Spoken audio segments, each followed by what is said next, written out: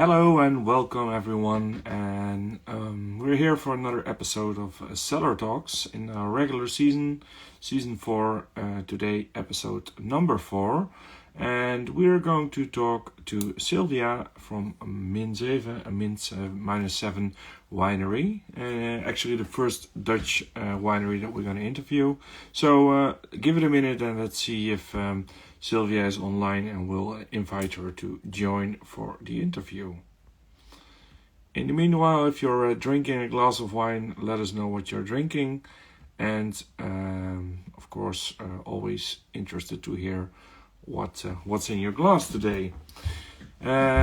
Silvia, I can tell you guys a little bit about her. She is actually German by origin, but has been living here for a few years now, and is successfully producing sparkling wine in Holland. So we're gonna ask her all about the sparkling wine, about producing wine in Holland, and also very specifically her vineyards that are located in Flevoland, so in the middle of Holland, where we did not have so long ago just sea.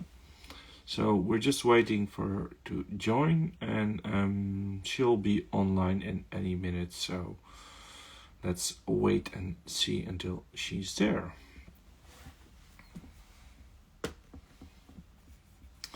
See some people watching. Axel, I don't know if you're still there, but I know you tasted one of Silvia's wines recently. So also curious to hear what you think about it, and what your experiences were. And of course, anybody else who already tried the sparkling wine, Brut en Bruisend, feel free to drop your comments on the wine. So let's wait a little bit more and for Silvia to join us.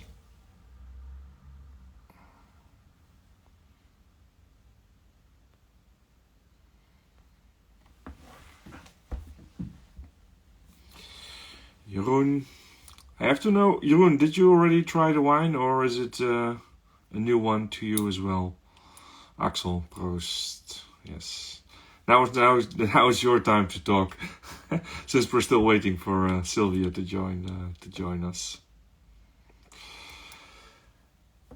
Yes.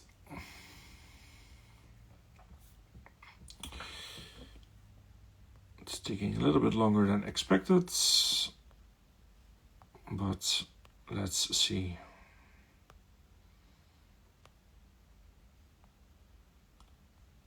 If we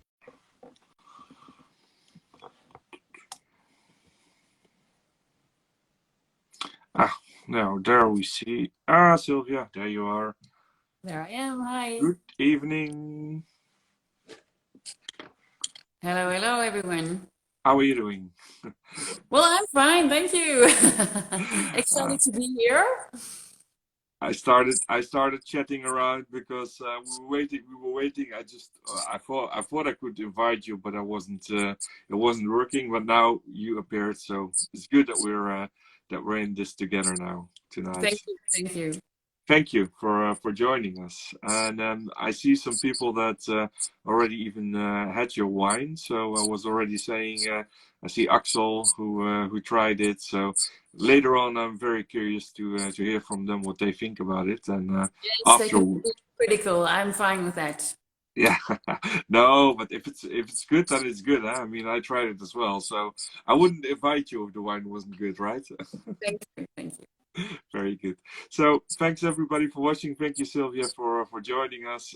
For the people watching, if you have any questions, feel free to type them in the chat, or even better, there is a question mark box in the bottom. So if you tap on that, the questions get stored. So otherwise, they might get lost when we are having a conversation here.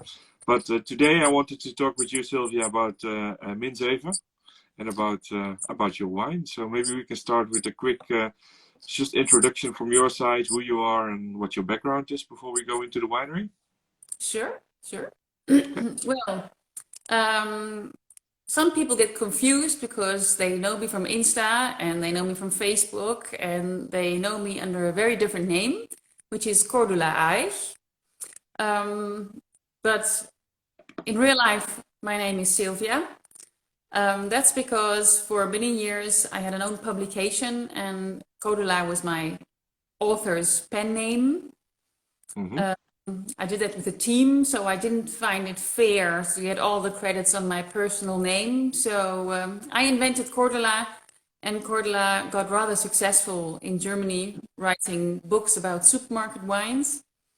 I had 7 years of fun doing that, Mm-hmm. tasting about 2,000 wines from the supermarket every year, and writing very funny books about that. People really enjoyed it very much because it was on the level of consumer to consumer, telling nice stories where everybody could relate to. So I was surprised about how well it went. And well, I did that for 7 years, and then it was really enough. Mm-hmm. Having 14,000 supermarket wines, and not only good ones, but a lot of bad ones too, was enough. It was more than I could take. So I stopped that project and I stepped over to something more fancy. I was chief tester for 2 different wine regions of Germany for the Gomio, Mm-hmm. or the wine Gomio, the wine guide, not the Yeah. restaurant guide. And that was a really great experience, from coming from drinking everything, even from the lowest shelf in the supermarket, to only what is considered the best of the Yeah, wineries. you get to the crème de la crème, especially for German wineries. That was a lot of fun. Yeah. But in all these years that I was tasting wine, I always thought, gee, winemaking must be really, really difficult because there's such a lot of rubbish available. Yeah. And I just couldn't imagine why people would put something like that in the bottle. And I thought it must be really, really hard that people are still selling something like this. And I thought, well, it's always easy to criticize from the hindsight, you know, giving clever comments after everybody's finished isn't that clever. So I thought, well, maybe I should just try for myself. And there's a lot of Dutch people who have wineries in France. And I thought, well, that's just too easy, you know. If we're gonna do it, we're gonna do it difficult. You want the challenge. I want the challenge, and I'm really lucky because my husband has a farm, and he's had this farm for many, many, many years. And so it wasn't that difficult for me to just pick a little piece of land and say, this is gonna be it. Mm-hmm. So I just started, and when was that again? What year? well, I started my research in 2014. Mm-hmm. And I planted in 2016. So first I started with a little garden with 65 different grape plants and different varieties, and you know, just trying to see what works well. So I did that for 2 years first, before I took my decision. And I also needed some time to think about what I actually want to make. Yeah. And as some of you already heard or read, maybe, my winery is 7 meters under sea level in the province Flevoland. Flevoland has only been existing since the early 60s. It used to be the bottom of the sea, and lots of people think that sand was thrown into the place to level up the sea. No, but that's not true. The Dutch, they the water built was just taken a away. dike and they just pumped out the water. So we're on the bottom of the sea, and if you walk across our land, you can still see the shells everywhere. And we find pieces of anchors, of fish nets when we plow the land. It's still very, very obvious that this is the bottom of the sea. Yeah. So a lot of people talk about seabeds as a bottom, and yeah, you could talk about gibberish and stuff like that, and that's like ancient. I mean, we're not talking about centuries, we're not talking about thousands of years, but that's really old. But this It's just actually since the 50s, more than 50 years ago. of the last centuries. Yeah. I remember the first time I published my website and I put on Facebook, I said, I make sea bottom wine. And I had the Swiss guy who answered me, said, well, everything was the bottom of the sea once. I'm like, yeah, okay, you know, I'm not going to argue. But mine's really young. But this is like, just a little bit more than 50 years ago, this was still underwater. Yeah. Well, I was saying at the beginning, it doesn't get more Dutch than this. Flevoland and below sea level. I mean, yeah, no disrespect to other winemakers in Holland, but obviously it's a very Dutch thing, Flevoland. Well, Flevoland is, well, even the Dutch always look down on Flevoland a little. So I'm the crazy one amongst all the crazy ones. But that's okay. I can live with that. Yeah. I'm just going to Well, prove that I can make good wine. you proved that you can live with it because it was not just a nice experiment. It's turning out to be very successful. So I'll yeah. be honest. I am a perfectionist and I'm really fussy. Hmm. Um, but it did exceed my own expectations. It did So turn when out. you started it, you did not have in your wildest dreams, you didn't think you would end up with the product that you have today, more or Oh, less. well, of course you hope. Of course you hope. And I thought, well, I'm just going to start and I'm going to do everything as perfect as possible. Yeah. Got a lot of help from very well-known professionals Hmm. on all different stages of my journey. And when I started, I already had this idea of the tasting note of what I wanted to make. I Yeah. wanted to be sure that I'm making something with heritage. I wanted to bring back the sea into the bottle. So that was So really my that was goal. clear for you when you That started, was at really least. clear. I wanted something with a slight hint of salt, and it had to be robust because it's not the Caribbean. This is a No. very unfriendly sea that we conquered in this part of the world. So I did want to make it very typical for the story it's telling. And then I started, and I thought, oh well, I have my office job, and I have all things to do, and every Thursday, I think I'm going to go to my vineyard and Yeah. take care of my plants. One day per week, I spent some hours there. Yeah, and my Yeah. husband laughed, and he said, well, you go ahead, and we planted the vines, and my husband went on a trip for 3 months to South America. And here was me. Just before he left, he showed me how to use the tractor. And he said, well, Good bye luck. bye, good luck. And it's me thinking, yeah, I can do this. Not a problem. It's tiny plants and, there's not that much to do. And well, the first Thursday it was raining, and the second Thursday it was raining, and the fourth Thursday it was raining, and the sixth Thursday the weeds were like 1 meter high, and I had no idea where my plants were, but I couldn't use the tractor either because the ground was so muddy that you couldn't go anywhere, and I was in total panic. So I called my best friend, and she and we put on overalls and we tied some protection on our knees. And for 3 days, we just sort of Plowed worked out yourself through it. mud and pulling out weeds by hand. And that was when I knew, okay, this was an office girl's dream, and you have to reconsider. Yeah. Yeah, well, 5 years later, I've quit all my other work, and I've just said, well, this is what I want to do. This is where my heart is, my passion is, and I'm doing it really properly and rather full time. And I, I'm loving it. And well, we started this off. I mustn't sort of lose the red thread. We started the story because you were asking about what did I have in mind. Um, I was very clear about what I had in my mind before I started, and on the yeah. way, oh shit, this is really different than I thought it would be. And It's going to be difficult to stick to what I wanted to be. I I mean, thought if I just get something drinkable at the end yeah. of the I'm story, happy. I'm going to be really happy. And the whole adventure started because I had the crazy idea that it takes 5 years from planting to the first bottle of bubbles, and I wanted them to be ready for my 50th birthday. So you Uh, put some nice pressure on it because of so that. I knew, it has to work out the first time.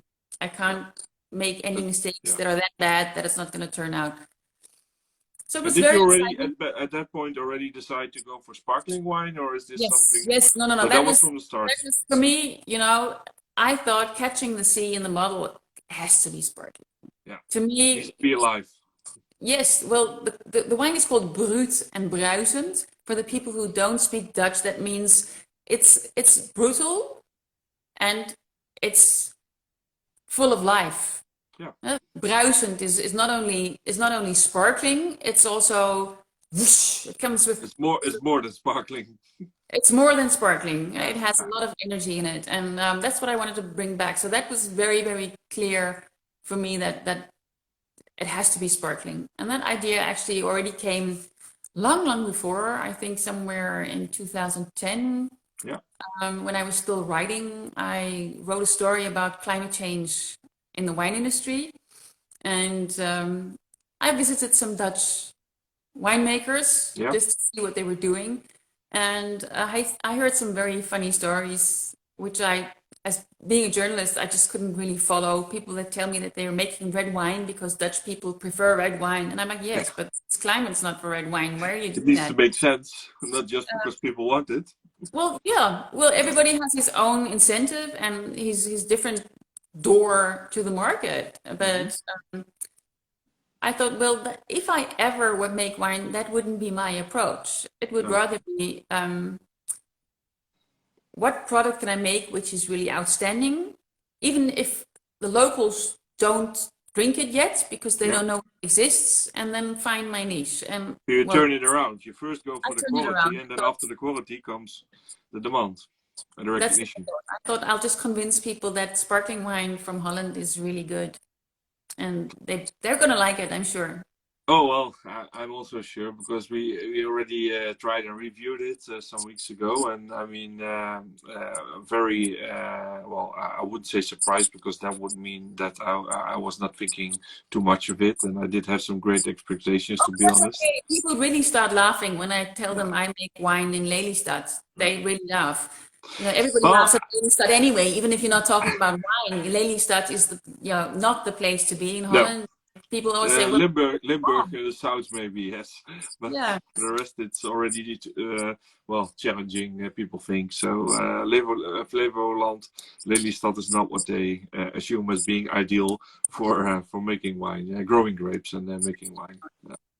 No, but to be honest, I think I already read, I think a year or 2 years ago, about some of the interviews that you did, and I was already thinking, okay, there is more to the story than just the fact that you succeed in making a wine, because you said yourself that you're a perfectionist, but if people read some of the interviews, they really get that idea. I mean, it's difficult to go around that. You also surround yourself by people that know what they're doing. So I even read that when the wine was finished, you wanted to test it, but you didn't drink yourself first. You can tell us a little bit about that maybe before I well, fill in the whole story. for the people who don't know yet, in each step of my production, I went to what I consider the best in their job. Yeah. That's concerning the vineyard, but also the winemaking. And for the bubbles in the end, I just called Volker Raumland in Germany and I said, hi, I'm Silvia from Holland and I'm German, so I speak German. We can speak German. We can speak German, and I'm on a mission. I'm making premium Dutch bubbles, but to be honest, I have no idea what I have to do. I don't know if it's good or gonna be I good, said, but I've done I my want your first help. fermentation. I've done my first fermentation, and according to the books, everything is perfect. The lab results are perfect, but I have no idea what to do now. And to be honest, it's my birthday next year, and I need the bubbles, and I can't experiment. Can I come and just look over your shoulder?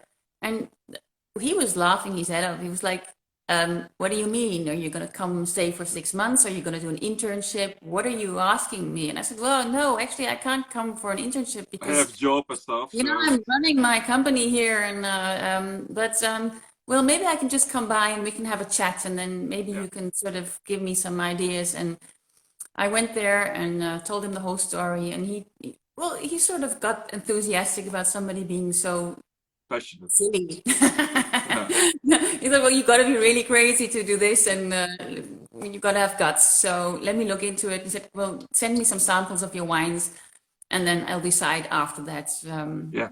what we're going to do. And so I sent him my samples and I just got a mail back and said, we have a date. So he was really happy about the wines that I had made. They were really good. And so he sent me a little fact sheet of what were the next steps to do. And then he would come and help me make the cuvee, do the first tasting with me, and then put it in the bottle. And well, then wait until it's ready and disgorge it. So I'm really lucky. Every year, Volker comes personally to my winery and disgorges all the 777 bottles. because his thumb is a lot bigger than mine, because we do only the scorching, warm the scorching by hand. So you got to be really fast and you got to have a really big thumb. And it would be You a can bit do that. for me to do that because I'd lose half of it just spraying all over the place. So But he does. it is interesting because in Germany, Raumland is very well known, and also if you know a little bit about wine and about sparkling wine, also outside of Germany. But a lot of people, also Dutch people, that will be watching, and also people from other countries. I see somebody from Russia now here. Maybe they don't know, but Raumland is really a big name. Volker. Well, they call him the Pope of the bubbles in Germany, and no, he is the best bubble maker of Germany for sure.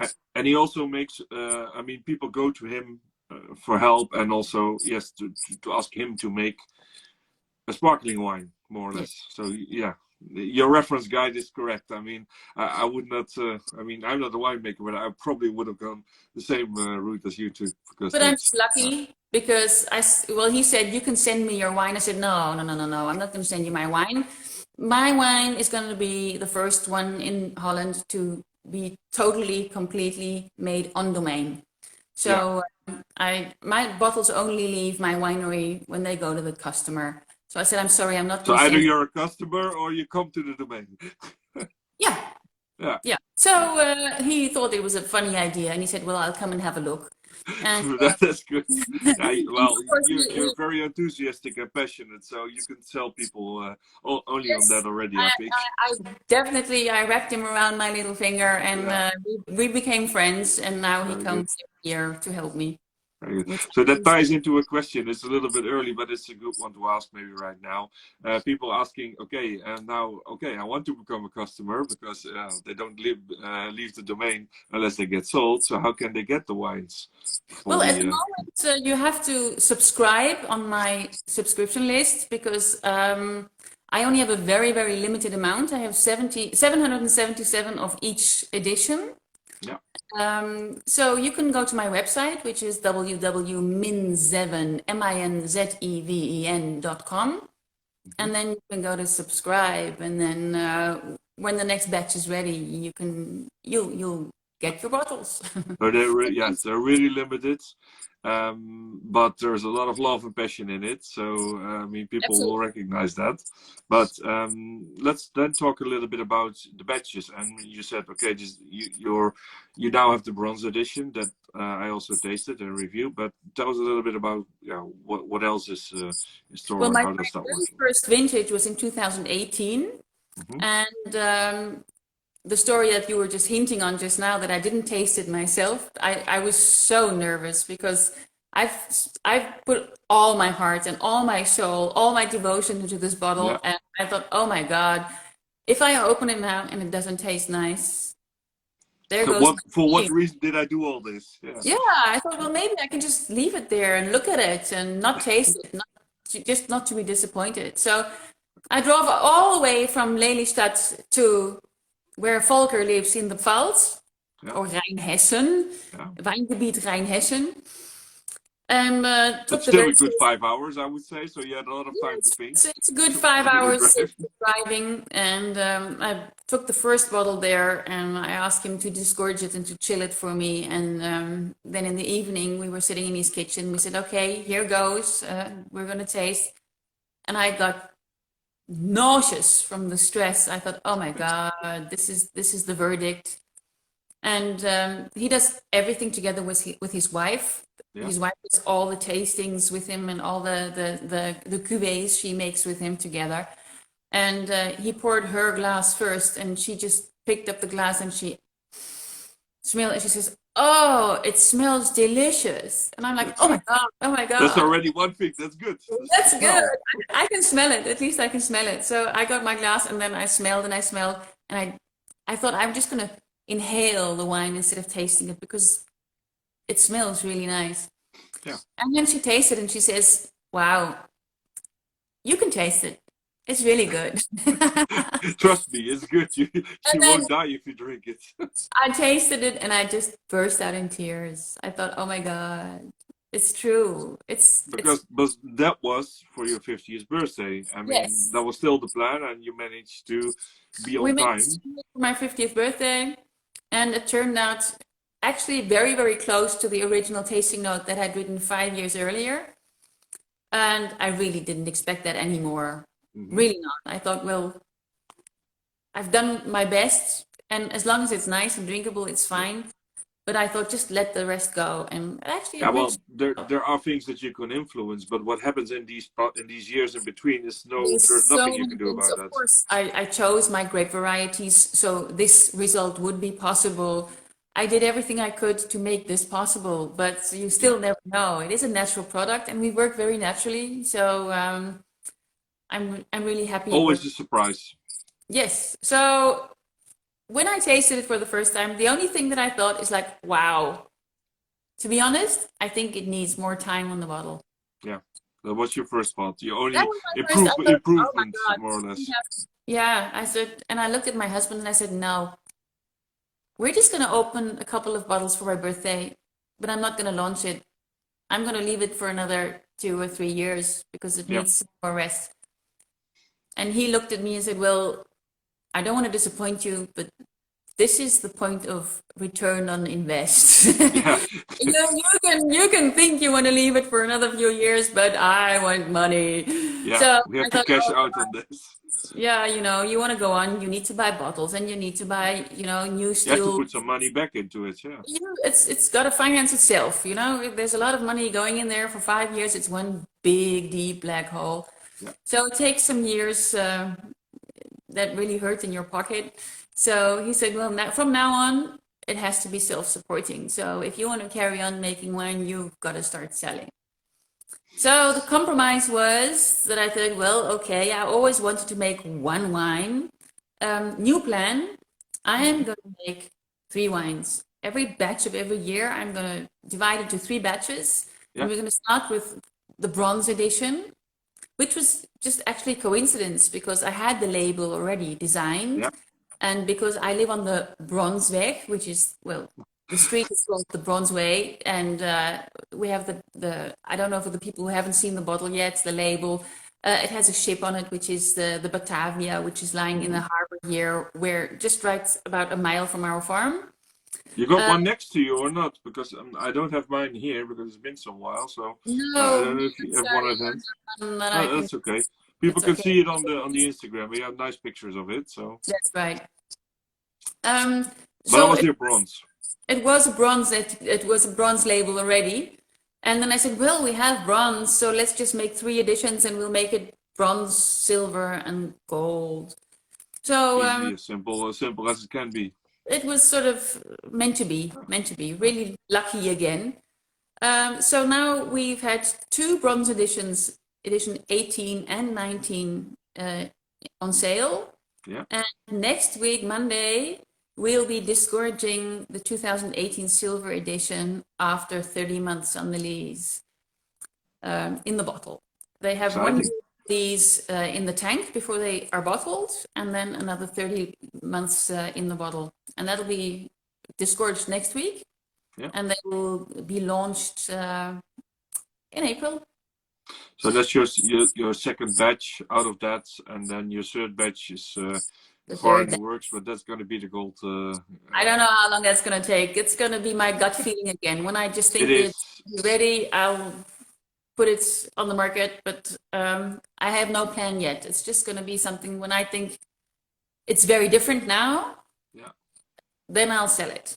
Well, up until now, that feeling got you a long way. So why step away from that? I mean, I think that's turned out very well. So far, For it's going well. about the vineyard and the vines, can you tell us a little bit about the grapes that you're using? Yes, I have very crazy varietals that hardly anybody knows. I have Hibernal, which is a Geisenheim variety that's already from the 70s, but somehow it hasn't been very popular. There are a few wineries in Hungary that are using it, in Czechia as well, but otherwise, actually nobody uses it, and I really don't know why, because I think it's fantastic.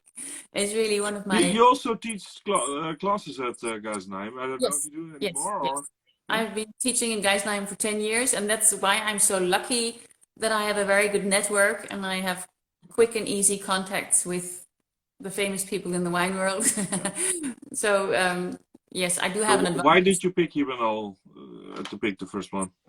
Well, to be honest, Hibernal was not even in my little test garden. Yeah. I had never heard of it before. And I was lecturing in Geisenheim, and I came out of my class, and there was a big forum in the aula. Yeah. And it said PV forum, so for the new varieties, and they had about 150 different wines from different resistant varieties to taste. And a lot of new stuff. Well, all new stuff, all things that you've never tasted before, and I thought this is funny. So I went and looked for all the varieties that I had in my little test garden, just to make sure. Even, you know, if your soil is very different and your climate is different, they're going to be different too. But it gives you an idea. Everything I knew about the potential, etc.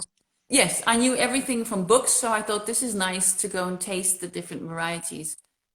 So I found all of the ones I had, and I made my decisions. And then I was just browsing around, looking and tasting here and there. And then I tasted this one wine, and I thought, wow, wow, this is what I want. This is what I need. It's very crispy, and to me, it's what makes the sea bottom come to life. You envisioned it in the terroir, and you could already see Absolutely. the match between the terroir and the heritage and the characteristics was great.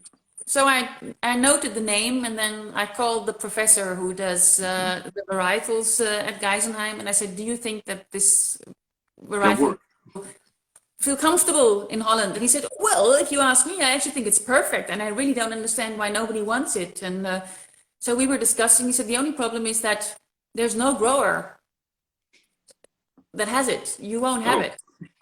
And I said, well, we have another, can I do it? we have another 6 months. And he said, well, I'll organize it for you. So I actually, Geisenheim has a grower who does it for them, for their experiments. And I got a batch of 500 plants that were actually meant to go to Geisenheim. So I was lucky again. There goes your network again. That's yes, good. I'm a very lucky girl. Always lucky. So that's how I got to Hibernal. And then I have Sauvignac that at the time had no name yet. It was still called S04E04, which is a Valentine Blatter. Very catchy. Yeah. Very catchy, Carl. And I thought, well, maybe if I'm one of the first in the Netherlands to plant it, I get to give it a name. But yeah, like the tulips. Didn't work out. So they called it Sauvignac, which I don't really actually think is such a charming name. No. Yeah, for reasons. But anyway, it doesn't matter. It's a very interesting grape, and in my combination, I would say it's my replacement for the Chardonnay. Yeah. It has the very, very different facets, and it's very. It catches terroir very nicely. You can have a warm climate Sauvignac, which will have more tropical fruits, and you'll have the cool climate, which goes more into the minerals. So it's my idea of Chardonnay in a blend is what I get from the Sauvignac. Not that it tastes anywhere the same, but no, but I think, and but disagree if you think I'm wrong, but I think it's also what people are looking for, a terroir expression in wines and grapes more in these days than it was in the past, because in the past they didn't really care about it, but now it's important. So a grape that is good in translating and expressing that, that works for a winemaker. Well, it worked for me. And then my third variety is the Sauvignon Gris. Yeah. Which for me is a very nice pure base with a little bit of herbal touches to make it more interesting. Yeah, so the tree holds very well in the Flevoland soil and climate. They all enjoy themselves, having a good time. I'm happy.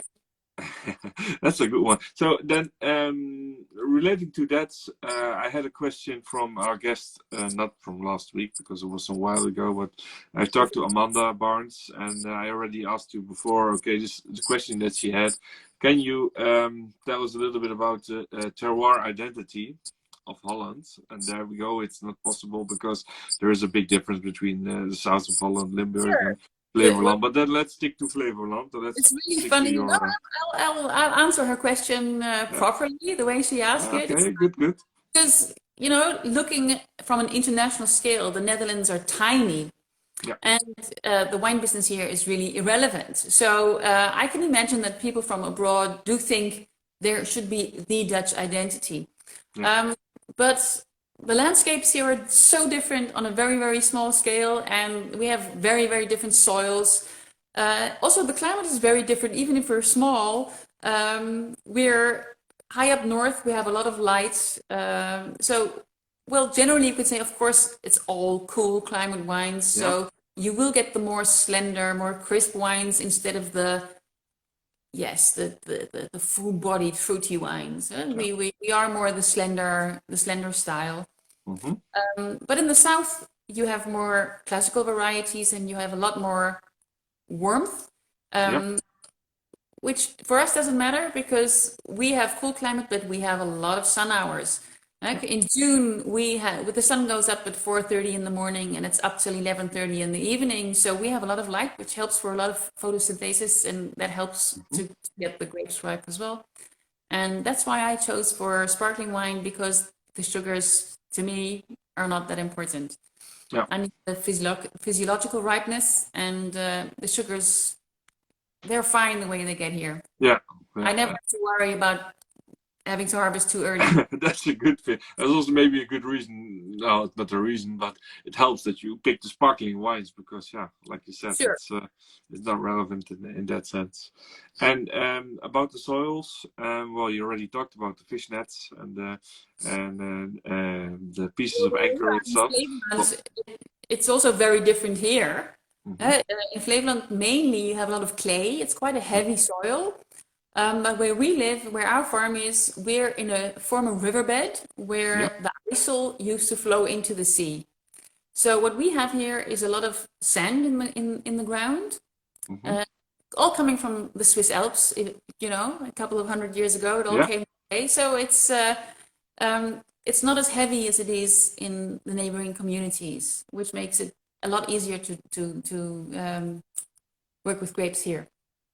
Oh, and it's interesting because a lot of time when you talk to winemakers that start a winery, so not the ones that have been around for generations and decades or centuries, but let's say the new ones, the people that take on new projects, they're always first doing research, going around and soil research, etc., etc.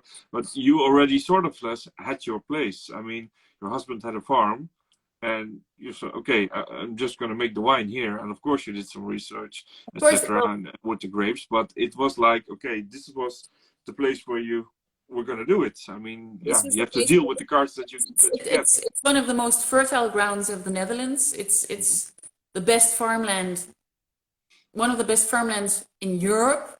Mm-hmm. The whole region where we live is organic farming.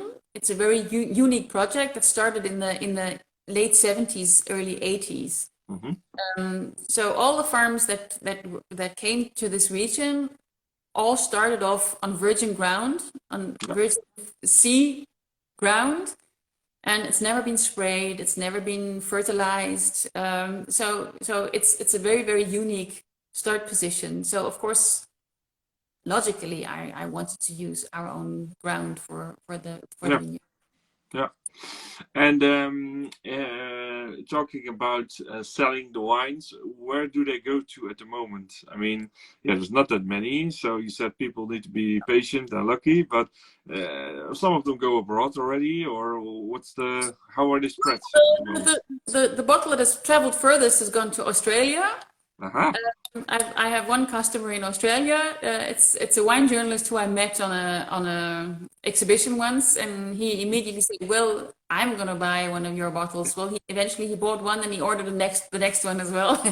He So said, you have to save one for me. It needs to go all the way to Australia, but I want it for sure. So, yes, yes. So that's really nice, and he really loved it too. And otherwise, all of Europe, they've gone to Poland, to Portugal, France, Switzerland. Germany is one of my bigger markets because, yes, in Germany, people know who I am. yeah. Obviously, I have a lot of Belgian clients, which I think is nice and surprising. Um, it's it's surprised me because I thought that my major market would be Germany, just because of my status that I have there as a personality in the wine business.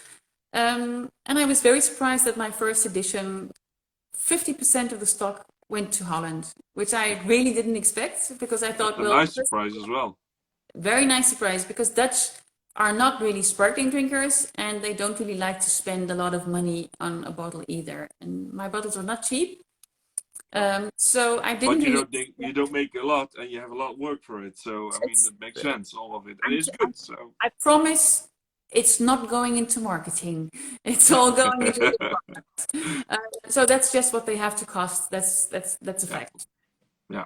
Um, but I was really, really surprised and very happy that half of my clients come from the Netherlands. And this year, I'd even say we're going to 2/3 now. Okay. That's nice. Well, it was. Was it? It wasn't maybe a reason or one of the reasons, but he also wanted to show something. I think, to especially to Dutch people, that it's really possible to make a wine and with heritage, a good wine with heritage. And I wouldn't say prove people wrong because there's always critics and people that saying, okay, it's not gonna work and it's not gonna turn out. But maybe it was a little bit showing what you I can don't do. I don't think that's the way I tick. It was not a lot, it was more proving to myself that I can do it Yeah. on the in the place that I love, which I identify with. I always think using positive motivation is a lot better than trying to prove someone else wrong. That's not the Yeah. point. I don't think so. Well, if you trust it and you trust yourself and you trust your feeling that you're going after, that results in a good uh, a good product, and that's it. And No, at also the end of the the day, I was making bubbles for my birthday. That was what I was doing. that was, yeah. But now we're past that. I That was mean, my dream, and the rest sort of just evolved on the way. so what would be something else you would be taking on? I mean, you already talked about bronze, silver, and gold. Is there something else that you are thinking about? And no, it's sparkling, but you ever had the idea to do something non-sparkling, or No, is that no, never? no, because I've selected everything for the sparkling. Yeah, The still wines that I make, you won't want to drink them with your dinner no, because they're made to go through a second fermentation. yeah, And my vineyard is so small that it doesn't make sense to no, make no, a no. product. Um, when I started, I thought, well, I'm going to start with half a hectare, and then every year I'll just plant a few more grapes, and then see where things go. Hmm. Um, seeing that I do most of the work on my own, with a couple of friends who come and help every now Yeah, and then, this is just about what I think is fun, that and you can handle without stretching yourself, or I can do everything without big machines. I do everything by hand. The whole production, the filling the bottles, hmm, the disgorgement, everything is done by hand. All the sticking of the labels, which I like because it makes the product what it is. yeah, So if I decide that I want to have more plants and we have land it enough. That's doesn't. the problem.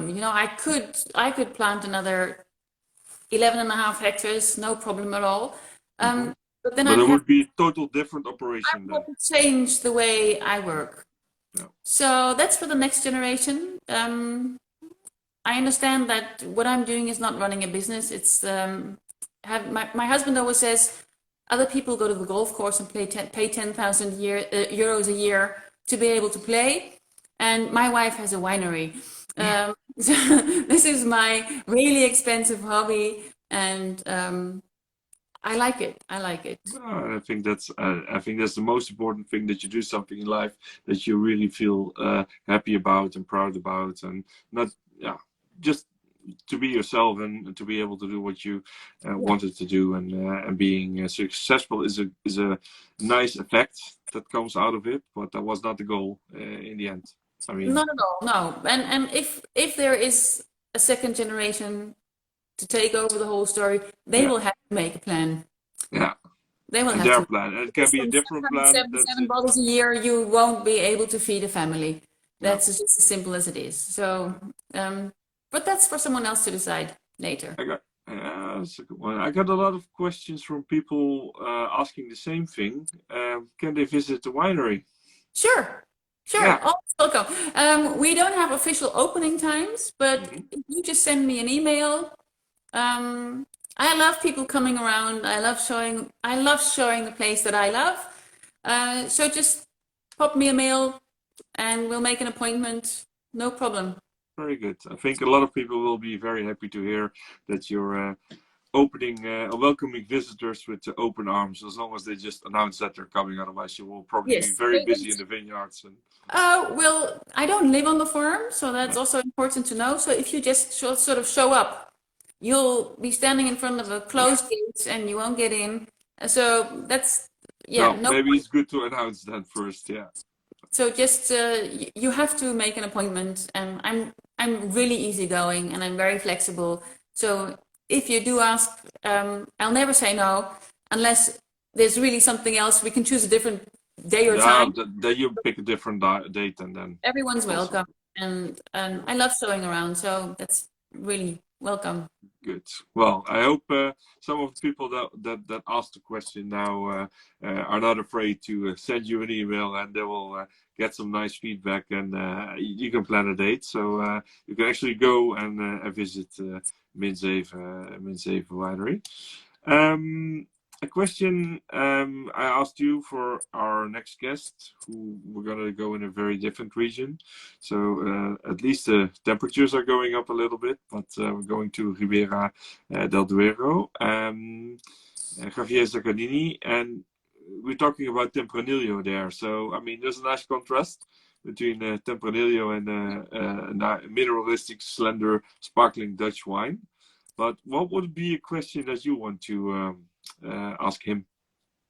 Well, I thought of that a little while, but I think I have a nice question, because being a supermarket wine critic, I know that the average wine drinker in Middle and Northern Europe associate Tempranillo with very easy drinking wines. Mm-hmm. It's not something we associate with collector's items. I would like to know what is his vision on the Tempranillo, and just as I said, I'd like to find a niche for Dutch sparkling.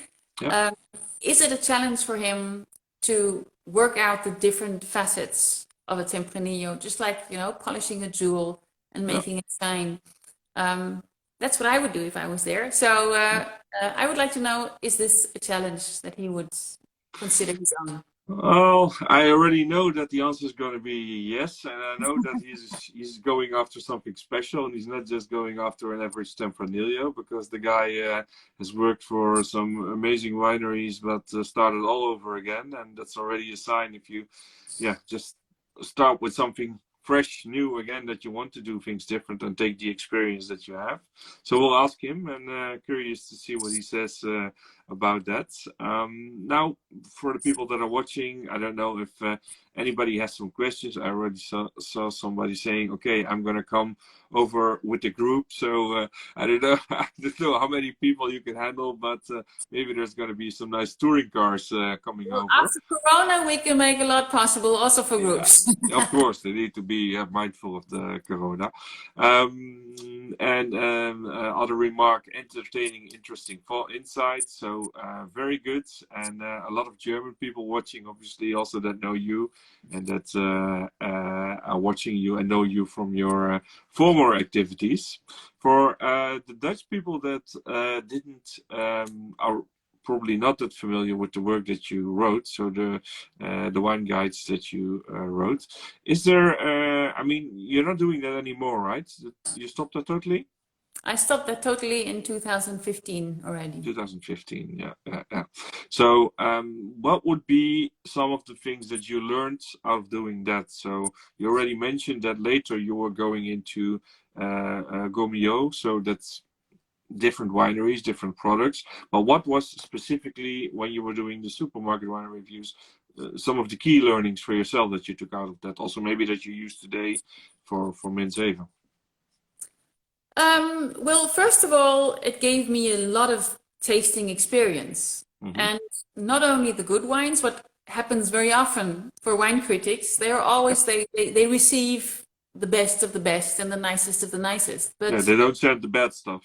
they don't send the best stuff, but it's we did that differently. We just went to the shops and we just bought everything that was on the shelf, and we started down and we worked our way up. And I think it's a very, very valuable experience to know the whole broad range of what is available, and also just the experience of tasting 14,000 different wines. Not only tasting them, thinking, "Oh, okay," but having to sit down and write something about 14,000 different wines, making a tasting note for every single wine, that makes you sharp. Yeah. That's just a lot of experience. That's a lot of races to run. Palette building. Yes, palette building, and that's what I always say to young people about learning to taste wine is you have to do it.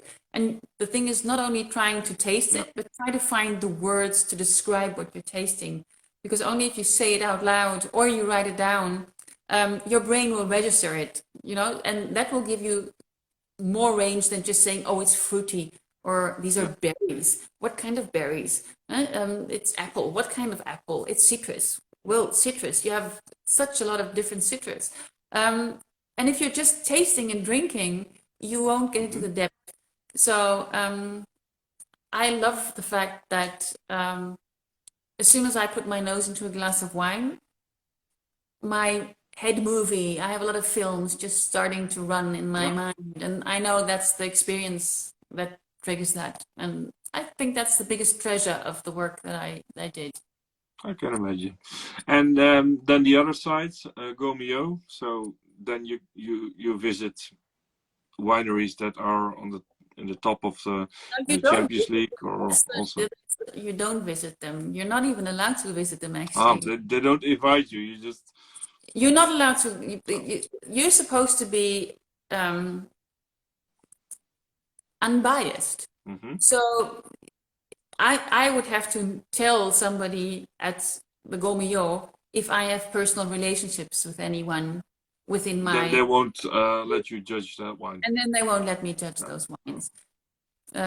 So it's all sent to you, and then you do it in the laboratory setting. You sit down and you taste your.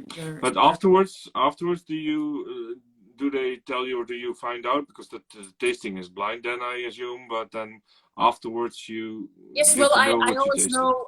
I know which wineries I'm tasting on the day. And of course, afterwards, I have to also write a review, not only about wines, but also about the work of the winery in general. So you can call the people, you can discuss, and but only after tasting. After the tasting, of course, yes. So but I I think started working for the Gomio in the meantime as well. So I do a few international competitions still, but not on a regular base, not on a seasonal base. It's too much. No, well, you have a lot of work on your hands at home now also, so I can imagine that it's impossible to combine all these things. But it builds a lot of experience, as you said, and obviously that's well, what you take with you and what you use. And then you go your own way, as you did. And yeah, I mean, I think it's a very interesting story. A lot of people were watching today, and I think a lot of people will also want to learn more and taste. So they have to be mindful that there is a limited. Well, the good thing is that I had 30% of my stock for this year reserved for restaurants. Yeah. And there have been a few restaurants listing it. But then the Dutch government decided to lock down before Christmas. Yeah. So there is still some stock of the 2019 bronze left. Ah, so people So go quickly and send an email. now, they still can order. Very good. I think that's a good one. Good to know.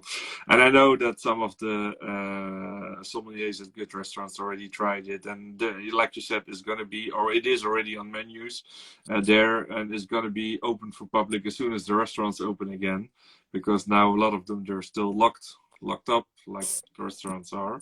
But I think it's going to be also interesting experience to see them on the wine lists of nice restaurants. I mean, Yeah, there's in no the rush. end, There's no rush. I've been rather selective. yeah, I think that the restaurants have to fit into my story as well. that's it. Yeah, It's not about just selling the wine away. This to me. This is the love of my life, and I want it to be valued there where it's being sold as I well. think that's a very nice and good thoughts. So I don't think we have any other questions. At least I don't see anyone any other coming in. So I would say I want to thank you very much, Sylvia. Well, thank you. And we learned a lot about, and I learned a lot about the winery, but also the reason and the passion behind the winery and you. So it was a pleasure talking to you, and we're looking forward to the new release, which is, like you said, coming up shortly. Yes. And I'm So looking forward to come and see you at the winery too. yeah, that's a good one. And I think I'll just join into the group that Nina was saying. So I think, well, it saves us all time. If we all come together, we make a nice party out of it. That's Just fine. we have to wait a little bit until the corona goes away. But at some point, we'll Well, be it's able to nice do come that. when the weather is a bit warmer. Now it's not that charming anyway, so Very good. there's no So rush. we get a thank you from somebody who is a little winemaker and farmer from the south. So you see, even the Dutch winemakers are tuning in now at the end. So we recorded this session. So everybody who watched it and didn't get to watch the whole of it, then you can still watch it back. I would like to thank you again, and Thank wishing you. you a nice evening, Sylvia. And next too. week we're going to talk about Ribera del Duero. We're going to ask your question about Tempranillo. So let's see what Javier has to say about Okay, that. thank you very much. Thank Bye. you, and talk to you soon, Sylvia. Bye. Bye. So thank you everybody for watching, and great story about Sylvia and about the winery. So the review is still on the Instagram profile for Dutch Wine Apprentice. So if you want to read about how the wine tastes and want to have a look at it, you can see it on Dutch Wine Apprentice profile. So thank you everybody for watching. Next week we're gonna talk to Javier Zaganini from Saisolo in the Ribera del Duero, and now we're gonna go down south in the warmer climates with Tempranillo wine. So have a great evening, and thanks again for watching.